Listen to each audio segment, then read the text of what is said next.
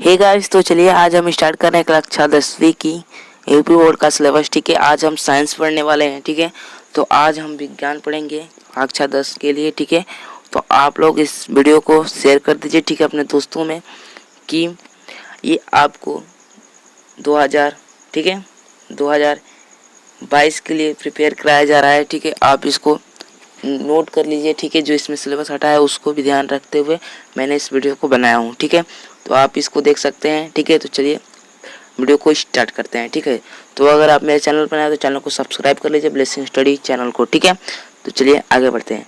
तो गाइस, जैसे कि हमारा पहला चैप्टर है, ठीक है गाइस, जैसे कि हमारा पहला चैप्टर है भौतिक विज्ञान। ठीक है, तो देखिए साइंस में गाइस हम पढ़ने वाले हैं भौतिक विज्ञान। जैसे कि हमारे 3 उसमें भाग दिया गया है, केमिस्ट्री, बायोलॉजी और भौतिक विज्ञान। ठीक है, तो आज हम भौतिक विज्ञान के विषय पर चर्चा करेंगे। ठीक है, भौतिक विज्ञान क्या होता है, इस भौतिक विज्ञान में कौन सा चैप्टर दिया गया, कितने हैं, उसको आज हम पढ़ेंगे। ठीक है, तो आज हम कक्षा 10 के लिए चैप्टर नंबर 1 और पढ़ेंगे। ठीक है, कौन सा सब्जेक्ट में, तो भौतिक विज्ञान में। ठीक है, तो कौन सा हमारा चैप्टर का नाम है, चैप्टर का हमारा नाम है समतल पृष्ठ पर प्रकाश का परावर्तन। समतल पृष्ठ पर क्या है, प्रकाश का परावर्तन पढ़ना है। ठीक है, तो चलिए आगे बढ़ते हैं।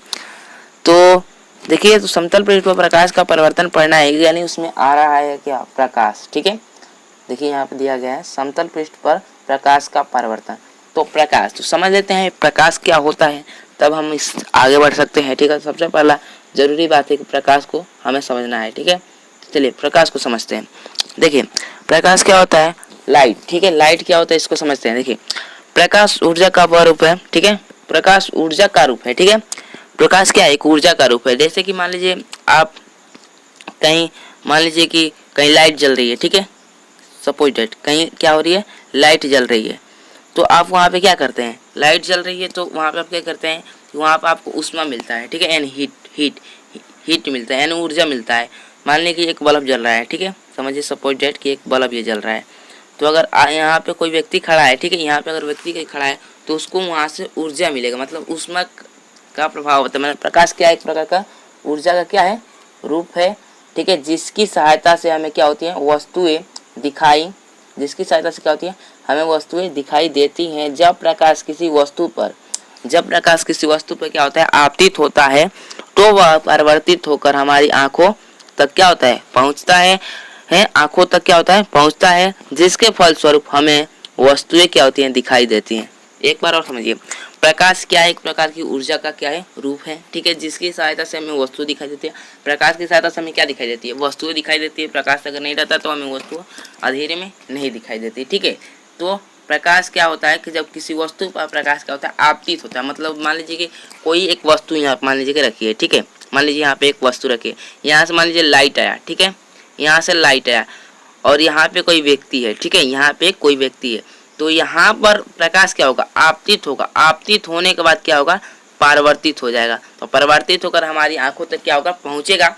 जब हमारी आंखों तक पहुँचेगा तो क्या होगी, हमें वस्तुएं उसके जिसके फलस्वरूप हम वस्तुएं क्या होती हैं, दिखाई देती हैं। आशा करता हूँ कि आप लोग को प्रकाश का परिभाषा से समझ में आ चुका होगा। तो चलिए आगे बढ़ते हैं।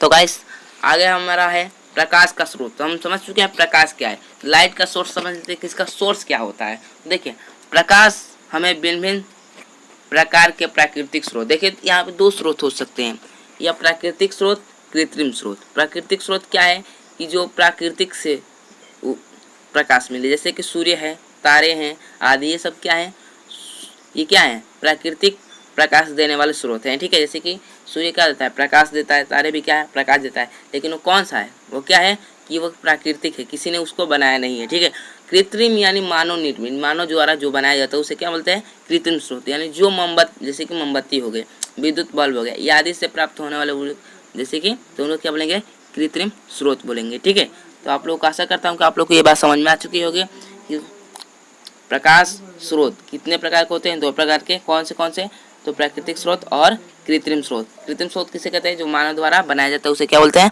कृत्रिम स्रोत कहते हैं। ठीक है, तो आप लोग को आशा करता हूँ कि आप लोग को ये भी पॉइंट अच्छी तरीके से समझ में आ चुका होगा। तो चलिए आगे बढ़ते हैं। आगे है कि इनके, ठीक है, इनके आधार पर, ठीक है, इनके आधार पर प्रकाश स्रोतों को 2 वर्गों में बांटा गया। ठीक है, इनके आधार पे प्रकाश स्रोत को तो कितने वर्गों में बांटा गया, 2 वर्गों में बांटा गया। कौन कौन से वर्ग हैं? तो पहला आपका है दीप्त प्रकाश स्रोत। कौन सा?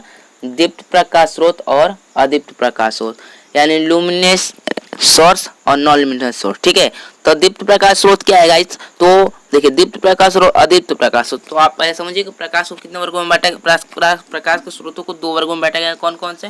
दीप्त प्रकाश स्रोत और अदीप्त प्रकाश स्रोत। तो चलिए समझते हैं कि दीप्त प्रकाश स्रोत क्या है और अदीप्त प्रकाश स्रोत क्या है। तो सबसे पहले हम समझेंगे कि दीप्त प्रकाश स्रोत क्या है। ठीक है, तो देखिए वे प्रकाश स्रोत जो स्वयं प्रकाश उत्पन्न करते हैं उन्हें दीप्त प्रकाश स्रोत कहलाते हैं। जैसे कि देखिए वे प्रकाश स्रोत जो स्वयं का प्रकाश उत्पन्न करेंगे, जिनका खुद का प्रकाश होगा, वो क्या बोलेंगे? दीप्त प्रकाश स्रोत। जैसे कि देखिए कहने का मेरा मतलब है कि उसके द्वारा प्रकाश निकले, ना कि परिवर्तित होकर हमारी द्वारा पहुंचे। जैसे कि मान लीजिए सपोज डेट, मान लीजिए कि एक कांच है, समझिए। ठीक है, ये कांच है। अगर मैंने यहाँ से एक टॉर्च बारा, ठीक है, और यहाँ पे एक माने एक वस्तु रखी है, ठीक है, तो हम वस्तु पे लाइट नहीं बार रहे हैं, ठीक है, माने वस्तु पे हम टॉर्च नहीं बार रहे हैं, हम बार रहे हैं किस पर? कांच पे। और कांच से प्रकाश परिवर्तित होगा कहाँ पे जा रहा है? वस्तु पर। और यहाँ पे कोई व्यक्ति है तो उसको क्या हो रहा है? ये वस्तु दिखाई दे रही है, वो यहाँ पे क्या हो रही है? वस्तु दिखाई दे रही है। तो यानी किसका प्रकाश है? ये कांच का प्रकाश नहीं है, ये लाइट का प्रकाश है। तो लाइट अगर इस पर मारेंगे तो लाइट क्या है? दीप्त प्रकाश स्रोत है, और जो कांच है क्या? अदीप्त प्रकाश स्रोत है। तो पहले समझ लेते हैं कि वे प्रकाश स्रोत जो स्वयं प्रकाश उत्पन्न करते हैं क्या बोलेंगे? दीप्त प्रकाश स्रोत। जैसे कि सूर्य स्वयं प्रकाश उत्पन्न करता है, उसका किसी से परिवर्तन होकर प्रकाश नहीं होता है। ठीक है, और तारे जैसे कि तारे जो चमकते हैं आसमान में, आकाश में, ठीक है, वो क्या है? वो भी क्या है? उनका भी खुद का प्रकाश है, न किसी के प्रकाश से परिवर्तित, किसी का प्रकाश का परिवर्तित नहीं करते हैं। ठीक है, विद्युत बल्ब भी क्या होता है? खुद जलता है। ठीक है, किसी का प्रकाश का परिवर्तन नहीं करता है। ठीक है, तो क्या हो गए? ये दीप्त प्रकाश स्रोत हो गए। चलिए सेकंड है अदीप्त प्रकाश स्रोत। अदीप्त प्रकाश स्रोत समझते हैं वे प्रकाश स्रोत जो स्वयं प्रकाश उत्पन्न नहीं करते बल्कि दीप्त स्रोतों के प्रकाश को परिवर्तित कर प्रकाश देते हैं, अदीप्त प्रकाश स्रोत कहलाते हैं। जैसे कि गाइस समझिए कि जो आप समझिए कि मान लीजिए कि ये स्रोत हैं, ठीक है, तो जैसे कि मान लीजिए कि दीप्त प्रकाश जो स्रोत है, ठीक है, दीप्त जो प्रकाश स्रोत है उनके प्रकाश को परिवर्तित कर अगर जो भी प्रकाश देगा वो क्या कहलाएगा? अदीप्त प्रकाश स्रोत कहलाएगा। आपको ये पॉइंट क्लियर हो चुकी होगी, समझ में आएगा। ठीक है, जैसे कि एक यहाँ पे अच्छा सा एग्जाम्पल दिया गया है, और जैसे कि मैंने कांच वाला भी एग्जाम्पल दिया था, यहाँ पे अच्छा एग्जाम्पल है चंद्रमा। यह सूर्य के प्रकाश को परिवर्तित कर होने पर ही चमकता है। देखिए जो सूर्य है, जो सूर्य का प्रकाश क्या होता है? चंद्रमा पे आता है, तो जिसके कारण क्या होता है? चंद्रमा चमकता है या चंद्रमा प्रकाश देता है। चंद्रमा का खुद का प्रकाश नहीं है, ठीक है, वो सूर्य के प्रकाश से हमको प्रकाश देता है। वो हमको क्या करता है कि प्रकाश को क्या करता है? परिवर्तित करता है। जैसे कि मैंने पिछले एग्जाम्पल में कांच वाला एग्जाम्पल लिया था। जैसे कि यहाँ पे आप मान लीजिए कि यहाँ पे कांच है और यहाँ से टॉर्च बार रहे हैं और यहाँ पे एक वस्तु है, तो यहाँ से इसकी किरणें आएगी और यहाँ पर परिवर्तित होकर यहाँ पे जाएगी, और यहाँ पे कोई वस्तु है तो उसको ये वस्तु दिखाएंगे। तो प्रकाश यहाँ पे कांच जो क्या है? अदीप्त प्रकाश स्रोत, ठीक है, लेकिन टॉर्च क्या है? दीप्त प्रकाश स्रोत है। कौन सा? दीप्त प्रकाश स्रोत। आपको समझ में आ चुका होगा। ठीक है, ये पॉइंट्स। चलिए आगे बढ़ते हैं। देखिएगा इस आगे हमारा पॉइंट्स दिया गया है कि प्रकाश के गुण। देखिए समझने से पहले प्रकाश के प्रॉपर्टीज समझ लेते हैं, उनके गुण क्या क्या हैं। ठीक है, तो आपको आशा कर रहा हूँ वीडियो पसंद आ रहा होगा। ठीक है, तो अगर वीडियो को लाइक कर दीजिए। ठीक है, चलिए आगे बढ़ते हैं। देखिए गाइस हमें पढ़ना है प्रकाश। देखिए प्रकाश के गुण, तो प्रकाश के गुण समझ लेते हैं कि उसके क्या क्या गुण है। ठीक है, प्रकाश स्वयं अदृश्य होता है, परंतु इसकी उपस्थिति में क्या होती है? वस्तुएं दिखाई देती है। प्रकाश स्वयं अदृश्य होता है, वैज्ञानिकों ने प्रूफ किया। ठीक है, वैज्ञानिकों ने प्रूफ किया, ठीक है, कि क्या होता है? प्रकाश क्या होता है? स्वयं क्या होता है? अदृश्य होता है, परंतु इसकी उपस्थिति में क्या होती है? वस्तुएं दिखाई देती है। ठीक है, मान लीजिए यहाँ से एक टॉर्च जल रहा है, ठीक है, यहाँ से एक टॉर्च बल रहा है, ठीक है, यहाँ से एक टॉर्च जल रहा है, तो प्रकाश क्या होगा? प्रकाश स्वयं क्या है? अदृश्य है, ठीक है, लेकिन उसकी उपस्थिति में क्या होंगी? ये वस्तु दिखाई देगी। साधारणतः प्रकाश सरल रेखा में गमन करता है। ठीक है, प्रकाश क्या होता है? मान लीजिए कि आप यहाँ समझिए, अच्छा सा एग्जाम्पल दे रहा हूँ आप लोगों को। ठीक है, यहाँ पे आप समझिए, अच्छी तरीके से आपको समझना है। देखिए कैसे, तो यहाँ से मानिए कि ये आपके एक टॉर्च है, ठीक है, ठीक है, अगर आप कभी भी टॉर्च बारते होंगे तो प्रकाश जो है ऐसे नहीं जाता होगा, जिग जैग नहीं जाता होगा। ठीक है, ऐसे तो प्रकाश जाता नहीं होगा। प्रकाश अगर कभी भी आप टॉर्च बारेंगे या कोई भी टॉर्च, कोई भी लाइट है, या सूर्य से मान लीजिए कि प्रकाश आता है, तो वह भी क्या होता है?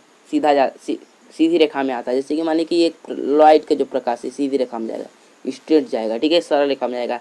और दूसरा एग्जाम्पल समझिए कि मानिए कि यहाँ पे सूर्य है, ठीक है, क्या है सूर्य, तो इससे जो प्रकाश आती है वो क्या आती है, स्ट्रेट आती है, ठीक है, स्ट्रेट आती है, मतलब सीधी लाइन में आती है। तो ये क्या है, ये प्रकाश क्या होता है, सरल रेखा में गमन करता है, इससे प्रूफ हुआ, ठीक है। तो चलिए आगे बढ़ते हैं। अगला हमारा पॉइंट्स है 3 और 4, ठीक है, 2 पॉइंट्स हम पढ़ चुके हैं और यहाँ पे 3 और 4 पढ़ना है, ठीक है। प्रकाश के संचरण हेतु किसी भी माध्यम की आवश्यकता नहीं होती है, निर्वात में भी गमन कर सकता है। देखो प्रकाश को चलने के लिए किसी भी माध्यम की आवश्यकता है। माध्यम इसका होता है, देखिए जैसे कि वायु एक माध्यम है, क्या है, वायु क्या है, एक माध्यम है, ठीक है, अच्छी तरीके से इसको लिख रहा है। वायु क्या है, एक माध्यम है, ठीक है, वायु एक माध्यम है, जल एक माध्यम है, पानी एक माध्यम है, ठीक है। तो प्रकाश को चलने के लिए किसी भी माध्यम की आवश्यकता नहीं होती। प्रकाश किस में भी चल सकता है, निर्वात में भी गमन कर सकता है, ठीक है। प्रकाश को चलने के लिए किसी भी माध्यम की आवश्यकता नहीं होती है, ठीक है।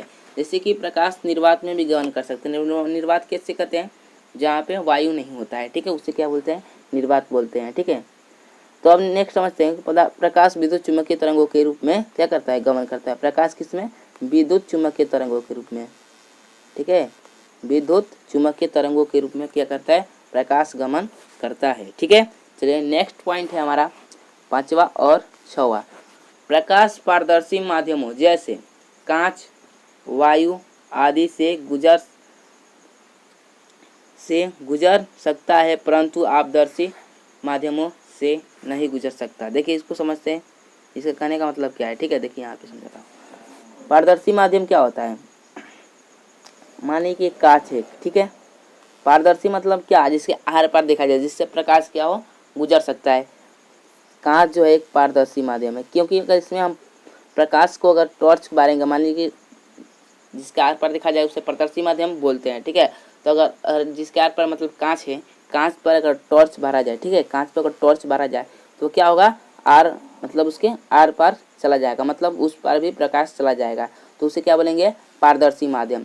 नेक्स्ट समझते हैं, जैसे कि जल ले लीजिए, जल में भी प्रकाश क्या कर सकता है, चल सकता है, मतलब उसके आर पार, मतलब जिसके आर पार प्रकाश गुजर जाता है, मतलब जिससे गुजर जाता है, उसे क्या बोलेंगे, पारदर्शी माध्यम। अपारदर्शी माध्यम किसे बोलते हैं, समझिए,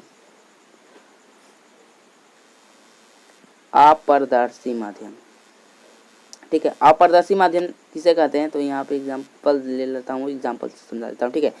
जैसे कि मानिए कि ईंट है, ठीक है, ये ईंट है, तो ईंट से प्रकाश तो गुजर नहीं सकता, अगर इस पर प्रकाश डालेंगे तो प्रकाश आर पार नहीं जा सकता, ठीक है। तो क्या है, आपदर्शी वस्तु है। मान लीजिए कोई लकड़ी है, ठीक है, इस पर भी अगर प्रकाश डालेंगे तो क्या होगा, आर पार नहीं जा सकते, तो लकड़ी क्या है, अपारदर्शी वस्तु है, ठीक है। तो आपको बातें समझ में आ रही होंगी, तो चलिए आगे बढ़ते हैं। तो हमारा 6 नंबर पॉइंट है, ठीक है, यहाँ पर 6 नंबर दिया है, यहाँ पे भी दिया है, ठीक है। तो यहाँ से समझा देते हैं कि विभिन्न माध्यमों में प्रकाश की चाल भिन्न भिन्न होती है, निर्वात में प्रकाश की चाल इतनी होती है, ठीक है। तो इतनी मतलब क्या, 3 गुणे 10 के पावर 8 दिया है ना, 2 2 4 2 6 2 8, हाँ 8 मीटर प्रति सेकेंड होती है, ठीक है। तो आप इसको समझ लीजिए कि विभिन्न माध्यमों में प्रकाश की चाल क्या होती है, अलग होती है। जैसे कि पानी में प्रकाश की चाल अलग होगी, हीरे में प्रकाश की चाल अलग होगी, तेल में प्रकाश की चाल अलग होगी, वायु में प्रकाश की चाल अलग होगी, निर्वात में अलग होगी। निर्वात में 3 गुणे 10 के पावर 8 मीटर प्रति सेकेंड होता है, ठीक है। तो आपको इतना पॉइंट पूछा जाएगा, ठीक है। अगले वीडियो में हम 6 और इसके प्रॉपर्टी लेकर आएंगे, मतलब 6 गुण और आएंगे, ठीक है, इसके। तो आप उस वीडियो को देखने के लिए मेरे चैनल को सब्सक्राइब कर लें और वीडियो को लाइक कर शेयर कर दीजिए, ठीक है। तो गाइस आपको वीडियो पसंद आया होगा तो इसके लिए चैनल को सब्सक्राइब कर लीजिए और वीडियो को लाइक कर दीजिए, ठीक है। धन्यवाद, जय हिंद, जय भारत।